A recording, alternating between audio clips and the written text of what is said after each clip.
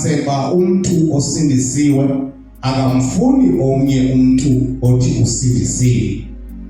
Xa ufumanisa esona sizathu esivamise uba khona kuba bengasonti sonto lelodwa. Haleluya.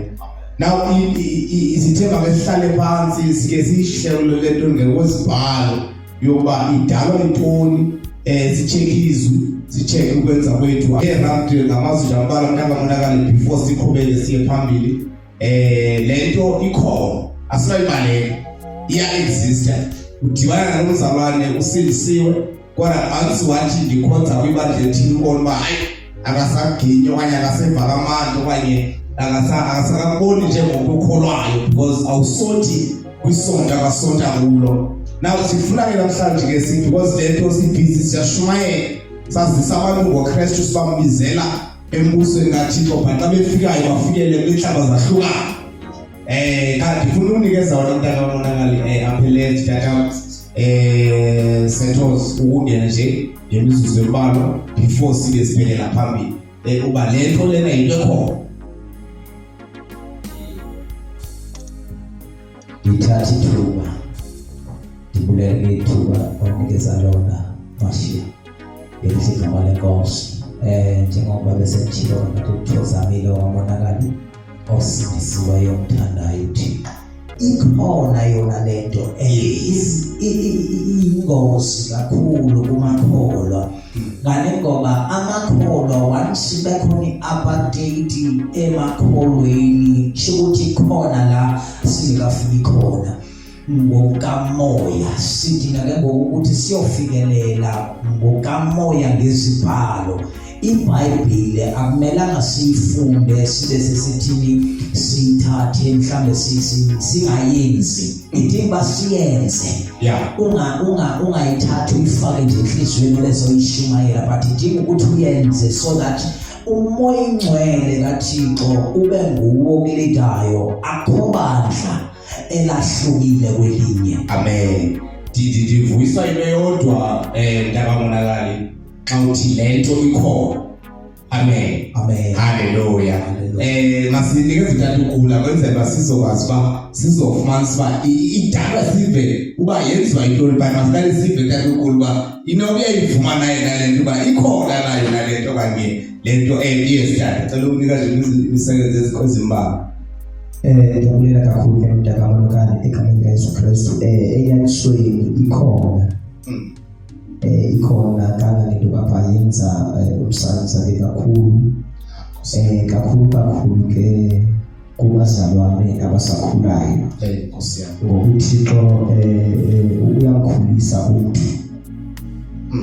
umuntu ukhona amabakala ubaba bekhona ukukhula uPaul xa ethethayo kubazalwane bakhe ubana ngaba anisafanele kwanga uba nisatya ukutya okuthandileyo.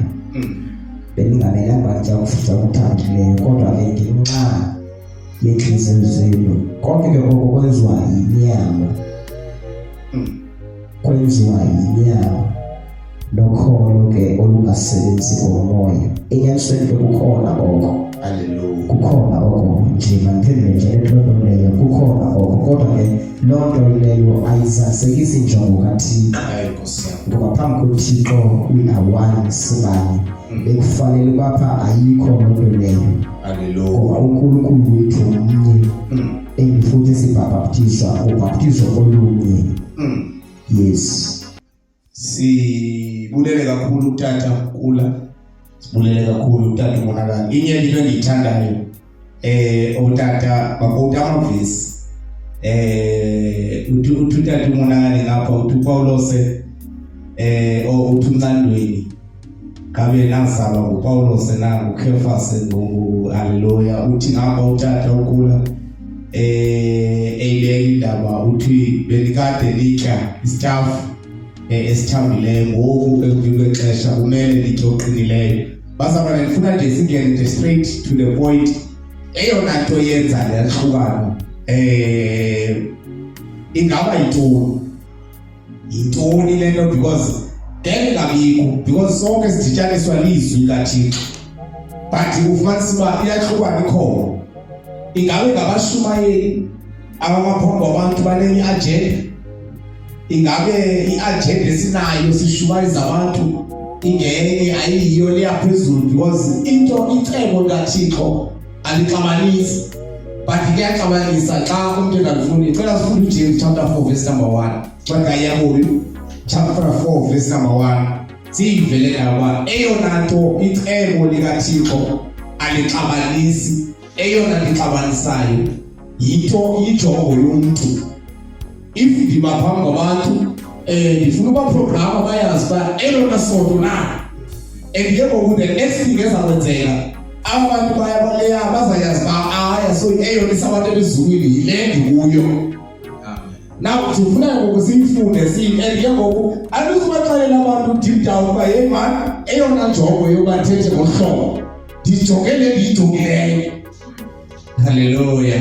Cela sifundele tata umntu oyivumela ngoku uyabo chapter 4 verse number 1. Ndifuna ukunikeza, ndifuna ukudlula nje kule ndawo la ndizonikeza tata. Sifuna eyona ndedalwa yintoni le ndedalwa AmaKrestu anamathele kangaka emasontweni axabane ahlukane anganamatheli kuKrestu lo sisezulwini. Cela ufunde tata chapter 4 verse number 1. Incwadi kaYakobi chapter 4 verse number 1. Yes. Vela phina imfazwe nokulwa phakathi kwenu. Zivela phina imfazwe nokulwa AmaKrestu phakathi kwenu. Yes tata. Aziveli na apha eziyolweni zenu. Eziyolweni zenu. Aziwaphumela umkhosi amalungu enu. Niyakhanuka ningabi nakuzuza nto. No, ithi bangcwelele uyakubi imfazwe ezikhona phakathi kwenu kungenxa yezinto ezifunani. Asajonga kaThixo lelilwa ngayo zililiswa zinkanuko zenu. Hallelujah. Because ngoku umzekelo hallelujah andifuna kakhulu ndifuna unikeza abangcwele because eyona sifuna ukuyibamba ngesandla namhlanje uba yintoni le nto badeli xa ndibona umzalwane osindisiweyo the minute esithi ndikhonza endawudikona bakho hayi mani basangalahlekile xa ndikhonza hayi balahlekile. Yintoni le nto uba bangabe bahlangana abazalwane sizayibeka namhlanje sizawuza nayo uphulaphula ekhaya uzayiva straight namhlanje. Yes kanti awuzokuthakalonakala lithi izwi lenkosi nixatshaniswa zinjongo zenu zife nizifunayo. Nkosi ingathi yabona uhlobo enzule ngalo le topic ingichaphazela kwimeko yokuthintwa kwabazalwane because bafike kwindawo apho ukhona umthetho umbi and lo mthetho kwade ukuthi mabakuqele wona instead of bakholwe kuThixo abamamkeleyo. So umthetho njengoba isitsho lizwi esiqokufunda pha lithi ezinkanuko zabo babathweswe ngumthetho wenature. Umthetho wakhona pha mhlawumbe ngathi waseGibhithe but ungasimthetho kaThixo. So ngamanye amazwi ukuthi njengamonakali ngumthetho wecawe owakhona owenza ukuthi amabandla angahlangani. So ufumanise ba ufika le icawe inomthetho wayo, le inomthetho wayo, le inomthetho wayo. Hallelujah. Nawe ngoku le mithetho ngoku ingadibana and babambe ntoni bahamba ngezwi bona ababambanga izwi babamba umthetho. Kodwa bathi baphethe izwi bathi babambe umthetho umbi not izwi. Ndivile mntakamonakala umthetho imfundiso eqone cawe enayo iyayenza loo nto leyo uba kube khona iyahlukana. Yes ndiyayibamba. Yes tata. Yinyaniso. Kwaye futhi ke inenkohliso ebantwini. Inkohliso ke kakhulu ngoba uThixo eyona nto ayifunayo yindlela yenyaniso yakhe. uThixo yinyaniso engamakhe. incwadi kaTimoti uThixo phakathi kwembambano yini uThixo enguThixo nomuntu wenza umzekelo uthi unye umlamli phakathi kwakhe yena uThixo nabantu. Yes. Uthi nabantu unye umlamli phakathi kwakhe yena uThixo nabantu. Uthi umuntu Yesu ongayina bonke abantu. Remember the purpose of the church okanye eyona njongo yokuba bekhona ibandla indlela yokubapha uzuzeke abantu beze uThixo. Abantu beze uThixo ngoba izinto enkosi sengisithi baba mina nilukhalisele umhlabathi uzophezu kwendaba. Yes. Ayonto irongo ngoba bekhona ibandla. Yes. But eyona nto ke ngokuna ke iye nokunzima neyenza ingozi kakhulu ukuthi ekhona amabandla. Khumbula akuqala bakhona amabandla. Yes. No Yesu Kristu kuyatsho uyaphuma eFes. Aphuma eFes angene eKorinte.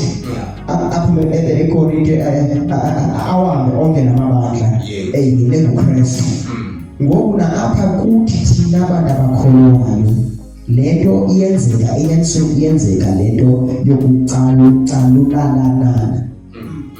And then iyakubhalelisa ke ngona ke umsebenzi kaThixo uThixo makasibone sibanye ngoba xa ufunda izwi lenkosi kwincwadi yabaseKorinte chapter 12 uThixo wenza umzekelo uthi lengumzimba omnye. Yes, apha emzimbeni kukhona amalungu kodwa umzimba wantoni omnye. Yes. Uyayiqanda ke kwakakhona kwincwadi yeGalatians chapter 5. Ndicela sifunde uverse 13. Ngoba enyanisweni into ekhoyo and kukhona indlela ukuthi ingaphela kanjani. Nkosi yami. Yilento yenza ukuthi abantu bahambe ndizayibeka kanjani ngokwendlela yecawe. Ucawe lonto leyo. Bubucawe exactly bubucawe babe khona indlela yasecaweni. Hayi bubucawe. Ngoba uThixo wasikhupha emthethweni ubucawe lonto leyo into baba singabazalwane singabakaKrestu samkela uYesu sasindiswa sasuka sesikuKrestu sesisevangeli kodwa siphila impilo yobucawe senze ubucawe. Funda dada ndibamele mntakakhulu uthi uGalati chapter 5 maGalati chapter 5 verse 13. Yes, soyifunde ke kanti kosoyifunde.